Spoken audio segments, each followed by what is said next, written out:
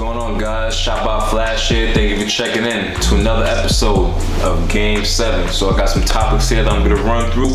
First up, we got the top 5 video games coming out this year in 2020, man. I feel like this year is going to be another stacked one with, some new installments from previous series. We got some indie games that's going to be coming out this year too, so let's get the rundown started. Number 1, we got Zombie Army 4, Dead War 4. That's coming out on all platforms, so that's Xbox One, PC, PS4. So if you're a fan of saving humanity, zombie shooting, knocking off heads, then you're probably going to have a handful in this one. But don't worry, I read that there's going to be a co-op option, upgraded kill cam, and a story mode that's going to be insane in this game. So if you're looking for a game that's, trying to kill zombies and a dope ass story mode, pick this game up, man. It's due to come out February 4th, which is right around the corner. So save them some bread and go and cop that, man. Going next to number 2, we got Green Blue Fantasy. I'd say from watching the gameplay of this, it kind of puts me in mind of Dragon Ball FighterZ, because it's an anime, hand-drawn 2D combat game, kind of similar to what you would play from like a Marvel vs. Capcom or Street Fighter back in the day. But it seems like these guys just perfected, like the hand-drawn anime characters just from the motion of it all. Now, the reason why I like this game particularly is because it's not as fast-paced as Dragon Ball FighterZ. Because when you play that game, there's so many counter moves and attacks that you can make on an opponent, where with this one, the quality is there, the graphics is there, the weapons are there, you're dealing with medieval time characters, and it's much more approachable. You're able to get some hits off and have an enjoyable time, with you and your boys, or you want to play online and things like that. This game is due to come out February 6th, next month as well, 2020. So if you're into anime fighting games, go check that out, man. Green Blue Fantasy, solely on PS4.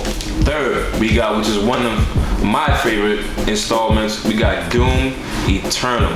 This game was a big hit over at the E3 conference last year, and it seems like they just upped the ante on this game, man. Like, I don't know how else more they can just keep making this game much more enjoyable. You're basically a Doom Slayer. You run through the dens of hell, and you're able to come out with a few medals and a fur coat if you do any good. So I really like this game, man. It's a first-person shooter, and if you want to go out in a blaze of glory, killing demon zombies and shit like that, this game is for you, man. So check it out. It's gonna be coming real soon. Doom Eternal.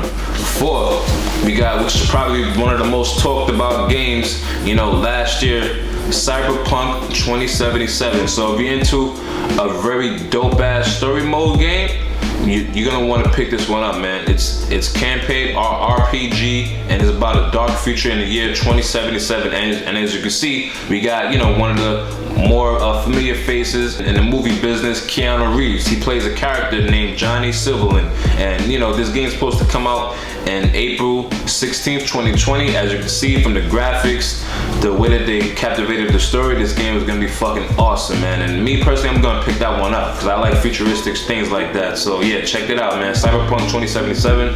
Gameplay is viewable online. You can check it out for yourself. And yeah, man, go and get that. Lastly, we got Ghost of Tsushima, solely for PS4. It's a medieval game based in Japan.